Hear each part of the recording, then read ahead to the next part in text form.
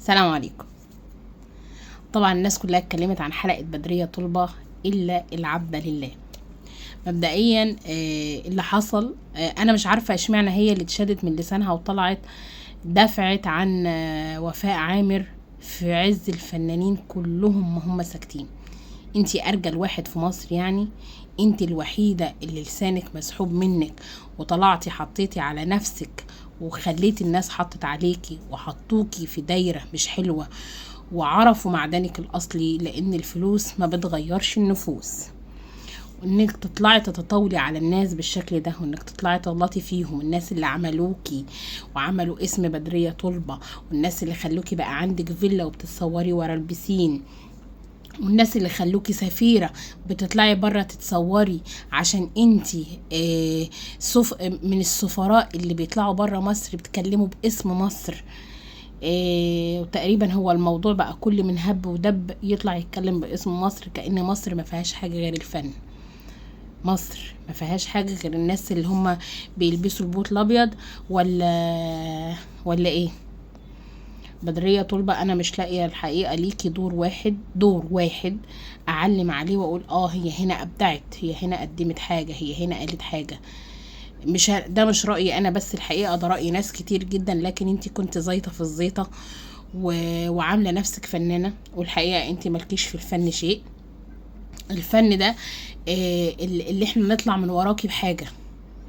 يعني قولي لي حاجه غير مثلا اللي انت بتقدميه، اللي هو انت مش ناوي ترتر ولا مش مضطر ولا ناوي ترتر. هو ده الحاجات اللي انت بتقدميها.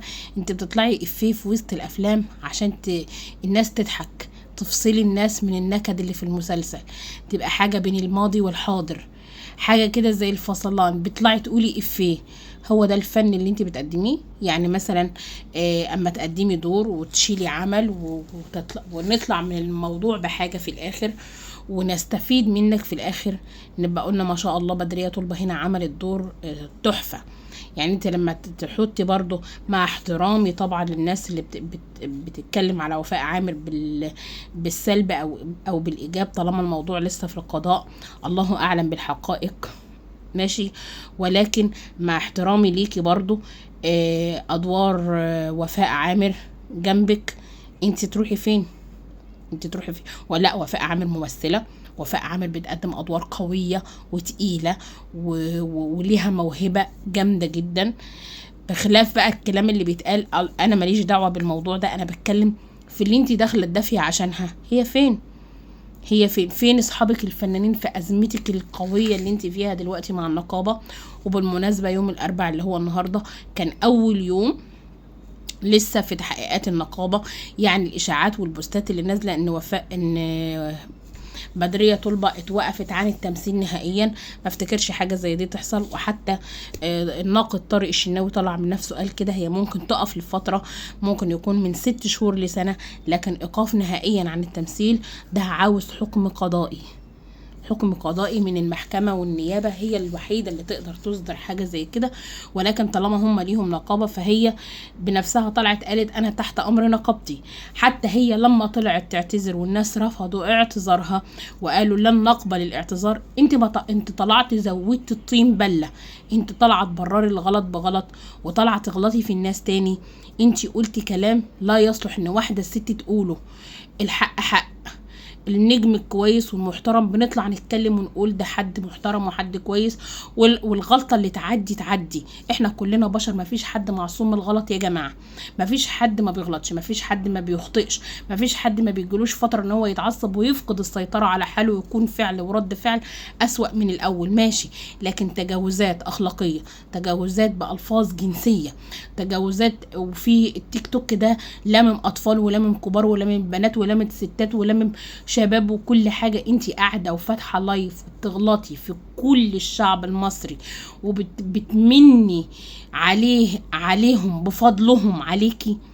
يعني هم لولاهم انت ما كنتيش بقيتي بدرية طلبة، ما كنتيش بقى عندك عربية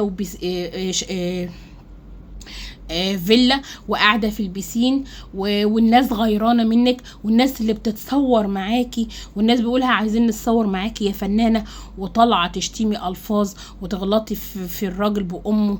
ليه وليه؟ عشان قالك اسكتي انت يا مشخصتيه. احب اقولك ان فعلا الفنان او ايا كان ده الممثل المخضرم بقى، مش بدريه طلبه خالص. يعني انت اخرك يتقال عليكي كومبارس، والكلام ده اللي زعلك، ولكن دي الحقيقه. انت ما بتشيليش دور، انت لسه ما بتشيليش دور لحد دلوقتي. مفيش يعني، انت مش زينات صدقي في نفسك زي ما انت واهمه نفسك ولا حاجه. انت فين وهي فين؟ زينات صدقي لا ما شاء الله كانت عامله ادوار ام تلاقي، ادوار عنس تلاقي، كوميديه تلاقي، بس كانت بتبقى في الفيلم من اوله لاخره. انت لا، فما توهميش نفسك قوي وتقولي ان انت زينات صدقي. انت فين وهي فين؟ ما كانتش تقدر تغلط كده في جمهورها، ما كانتش تقدر تتكلم كده مع الناس الفنانين بجد اللي بيحترموا الجمهور بجد وبيخافوا وبيعملوا حسابه، مش بيتغروا عليه. الفنان اللي بجد اللي فعلا تحس ان هو فيه، على فكرة احنا عندنا فنانين كتير جدا جدا جدا مظلومين والفرصة ما جات لهمش. احنا عندنا فنانين تقال ما خدوش فرصتهم لحد دلوقتي، ولا عملوا الملايين اللي انت عملتها يا بدارة. ما حدش عمل كده، ومع ذلك محترمين ومؤدبين ومش مغرورين وشايفين حياتهم بشكل تاني. الدنيا ما وقفتش على الفن، لان الفن ده مش دايم لحد، لان الجمهور مش سهل، سواء برا مصر او جوه مصر او في اي بلد ايا كانت. الجمهور، الفنان من غير الجمهور ولا شيء. خصوصا ان الناس كانت بتتفرج عليكي بصراحة عشان ياسمين عبد العزيز. انت في اي عمل ياسمين فيه بتجيبك فيه، مش بتجيبك فيه عشان انت واو يعني ما فيش منك اتنين، بتجيبك فيه عشان هي بتحبك وعشان انت صاحبتها، واحنا بنحبك لحبك ليها. والناس اللي كانت بتحب ياسمين وفي ازمتها، ياسمين لما تعبت ربنا يشفيها ويخليها لاولادها طبعا، بس مصر كلها كانت بتدعي لياسمين على قلب راجل واحد. كل الناس كانت بتدعي لياسمين دون استثناء، حتى الناس اللي مش متابعاها او مش بتتفرج عليها كانت بتدعي لها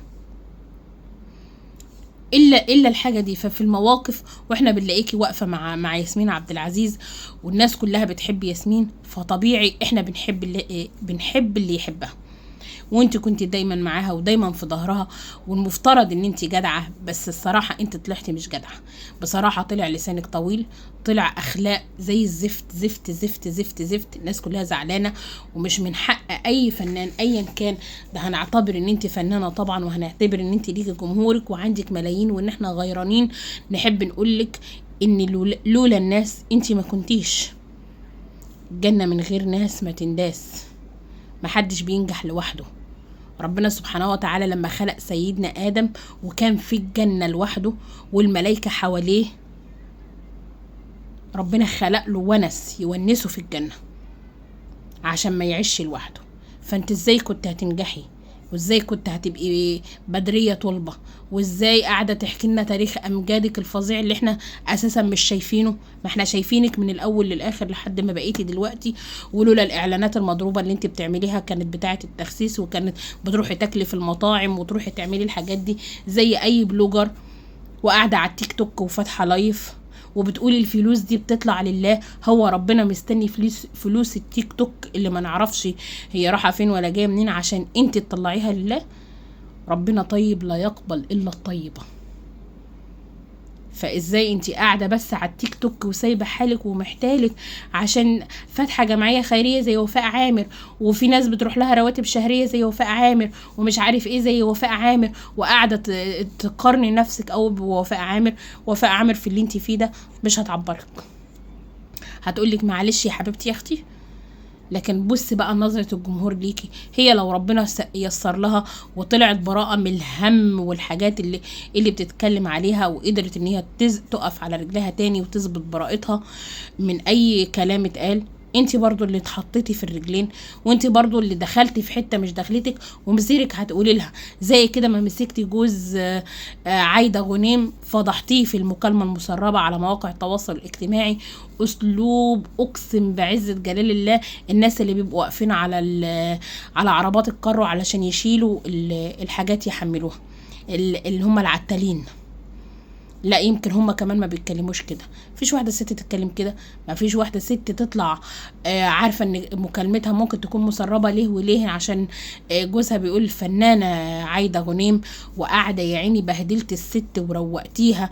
واعتقد ان الناس كلها سمعت المكالمه المتسربه دي، والناس برضو سمعت المكالمه، سمعت الفيديو بتاع الاطفال عايزه تتصور معاكي حتى لو الفيديو مفبرك، وانتي بتقولي ما بتصورش مع الاشكال دي.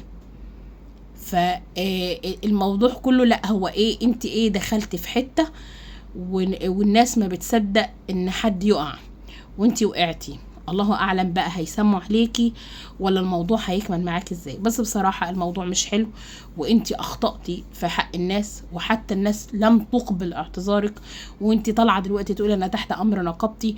انا فعلا اتعصبت، انت ما اتعصبتيش، انت شتمتي، انت جرحتي، انت سبيتي اعراض، انت هنتي، انت غلطتي في الناس، وبسبب واحد غلطتي في كتير، غلطتي في الناس كلها، واتهمت الناس ان هم غيرانين منك، الناس اللي هم عملوا لك اسم اصلا، ده لو ليكي اسم يعني. فانا مش عارفه بصراحه انت منين جبت الثقه ومنين جبت الحركات اللي طلعت تتكلمي بيها وورا بيتلعب فيه ومش حاجات يعني استغفر الله العظيم ما انزل الله بها من سلطان. انت عديتي كل الخطوط الحمراء ونزلتي بمستواكي لاسفل سافلين. لو هي دي الفنانين وهو ده الفن، الله لا يجعله يفن تاني. الله يخرب بيت الفن لو كان بالشكل ده. الفن زمان وانتي بتقولي احنا السفرة واحنا لا، هما بينطقوا الناس يا بدرية. هو الموضوع مش كل من هب ودب يروح يلبس الفستان ويضرب الترتر ويكوي الشعرتين ويبقى هو كده سفير بقى. فالموضوع بالنسبة لك مفهوم من ناحية تانية خالص خالص. الفلوس عمرها ما كانت مقياس، ولا الفيلا ولا العربية ولا البسين اللي انت ملياه من خرطوم الحمام. هو ده اللي انت بتتكلمي عليه، وهو ده اللي هيخليكي محترمه في عين الناس. ياما ناس كتير ما عندهاش وعامره ادوار قليله جدا، ولكن الناس بتحترمها وبتقدرها وبتحترم حتى احترامها لنفسها واحترامها لغيرها. انت غلطتي وغلطتي غلط مش هين، وغلط مش ممكن الناس تعديه، وده ممكن يضر جنبك فنانين تانيين كتير ملهمش اي ذنب غير ان انت جيتي معاهم في عمل. قولوا لي رأيكم، وإن شاء الله تقدروا تشتركوا في القناة وتدوسوا لايك عشان يوصل لكم مني كل جديد، والقناة تكبر بيكم. منورتوني، والسلام عليكم ورحمة الله وبركاته.